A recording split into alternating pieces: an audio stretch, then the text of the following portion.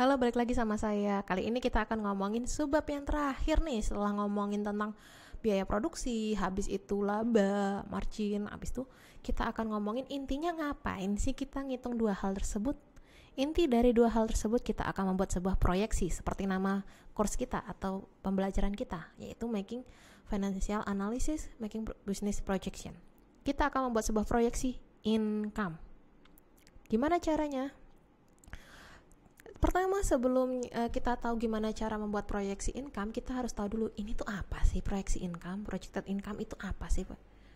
Nah, projected income bisa dikatakan sebuah gambaran dari Peramalan dalam artian gambaran estimasi kita terkait dengan sales, cost of sales, lalu ada expenses. Bisa dikatakan dari penjualan kita berapa, habis itu biaya produksi kita berapa, dan pengeluaran lainnya dalam suatu waktu tertentu. Nah, biasanya kalau startup itu kan baru mulai nih, belum ada gambaran, masih mengira-ngira, meraba-raba, mereka akan membuat 6 bulan pertama sebagai gambaran bagaimana kondisi mereka dengan proyeksi-proyeksi mereka yang mereka buat. Nah, tapi ketika ngomongin tentang bisnis yang sudah stabil, sudah berjalan, sudah cukup besar, biasanya mereka akan membuat selama 12 bulan. Loh, kok beda?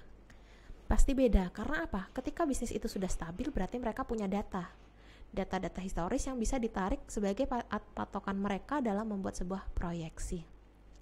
Lalu nanti setelah kita tarik ini, kita bandingkan bagaimana kondisi perusahaan yang proyeksi kita masa depan dan proyeksi kita dengan kondisi yang ada di masa lampau.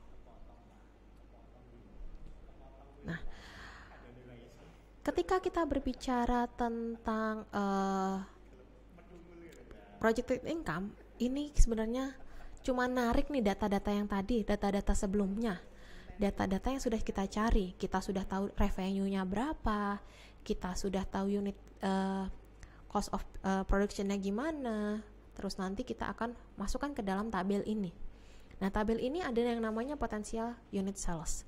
Potential unit sales ini menggambarkan mengenai estimasi terkait dengan berapa jumlah produk yang akan kita jual setiap bulannya.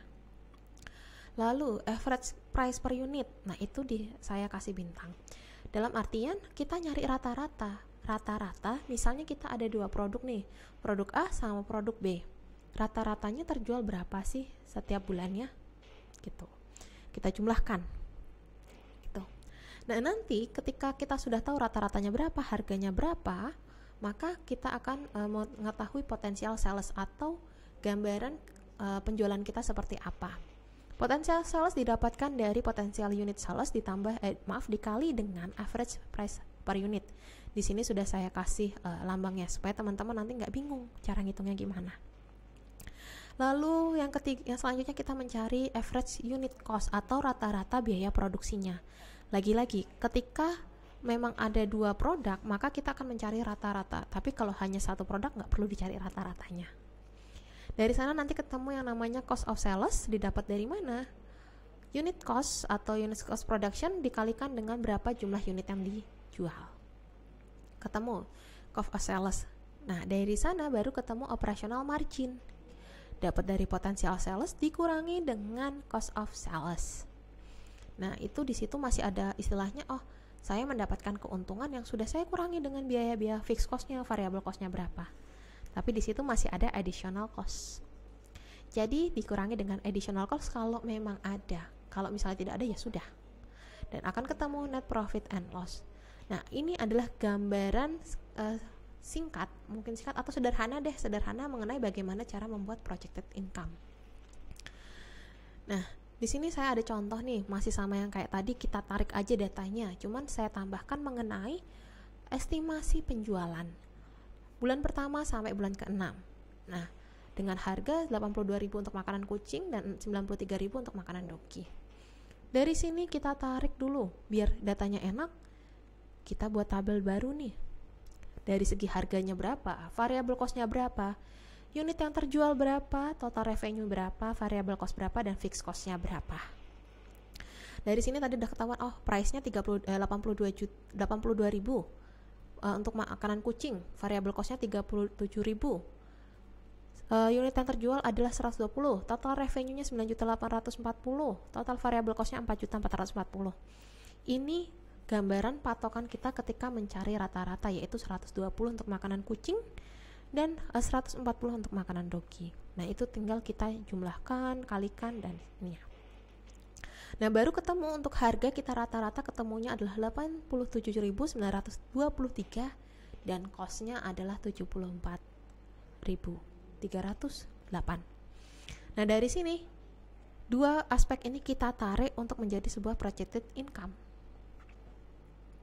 87.923 kita masukkan di average price per unit, sedangkan 74.308 kita masukkan ke dalam average unit cost.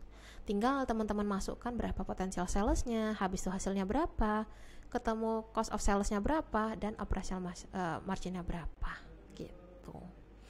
Nah, ini saya kasih contoh untuk bulan pertama sampai bulan ketiga. Nah, nanti teman-teman silahkan hitung untuk bulan keempat sampai ke-6. Dan ingat, ini kenapa bisa 180? Ini adalah penjumlahan dari estimasi untuk makanan kucing dan estimasi makanan doggy di bulan pertama. Oke, sampai di sini dulu untuk mata kuliah atau diskusi kita terkait dengan estimate of production dan margin. Nanti kalau teman-teman masih bingung, silahkan tanyakan langsung kepada saya. Kita akan diskusi bareng-bareng lagi mengenai bagaimana cara menghitungnya atau apa yang dimaksud dengan production cost lebih dalam lagi. Kalau gitu saya akhiri. Wassalamualaikum warahmatullahi wabarakatuh.